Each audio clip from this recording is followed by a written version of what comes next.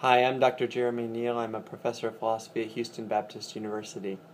Today I want to talk about Aristotle, the great Greek philosopher, who wrote the book of ethics, the Nicomachean Ethics, in which he argued that the good for human beings is best obtained by determining their function. Aristotle lived from 384 to 322 BC, and he's most prominently associated with the city of Athens. He tutored the young man Alexander in Macedonia during mid-career, and Alexander would go on to become Alexander the Great. But Aristotle is perhaps best known, at least among ethicists, for his book, the Nicomachean Ethics. In Book 1 of the Nicomachean Ethics, Aristotle argues that human beings all desire happiness. That is the end that they all seek.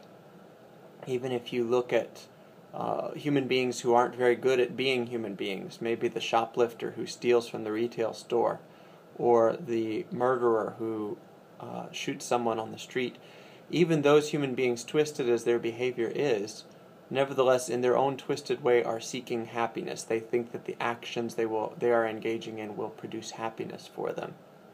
At any rate, Aristotle says there are better and worse ways of pursuing happiness.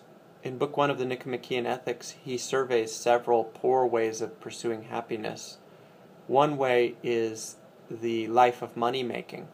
He thinks that money-making is inferior as a way of pursuing happiness because money is a mere means to an end. It's not an end in itself. Aristotle also objects in Book 1 of the Nicomachean Ethics to the life of honor, or the political life as he characterizes it. This is a life in which you live for the sake of others' good opinions.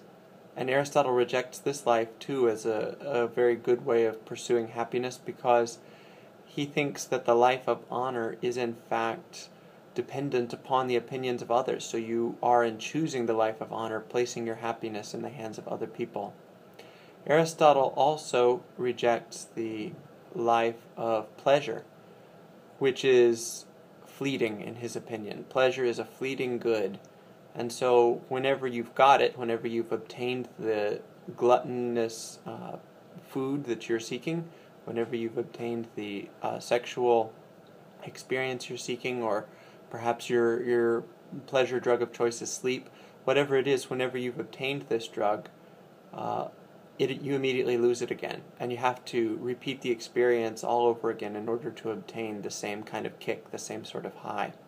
Aristotle then rejects the lives of money-making, honor, and pleasure as inferior lives and inferior ways of pursuing the good, and as inferior ways of finding happiness ultimately. The life that Aristotle thinks is the optimal way of pursuing happiness is the life of rational activity in accordance with virtue. And the way that Aristotle arrives at this conclusion is by means of the famous function argument. That argument is found in Chapter 7 of Book 1 of the Nicomachean Ethics. There Aristotle says that it is by surveying human beings and determining what they are, what their function is, that we will best be able to determine how they ought to behave.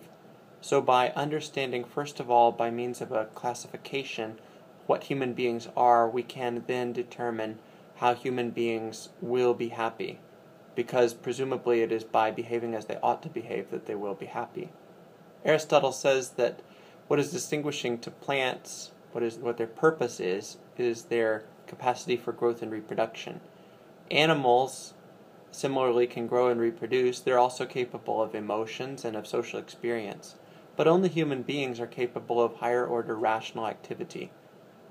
That capacity for higher-order rational activity is our function, in Aristotle's opinion.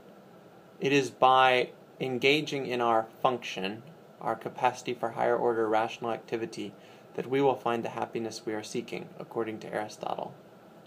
Aristotle is intent on emphasizing, however, that rationality by itself is not enough. In addition to pursuing a life of rational activity, we also need virtue, we need good friends and family, we need money, We need good looks. I like to think of that as health. He says that we need a variety of supplements in order to support our life of rational activity. So think of the Aristotelian elixir for happiness then, the formula for happiness, as being a life of rational activity in accordance with virtue.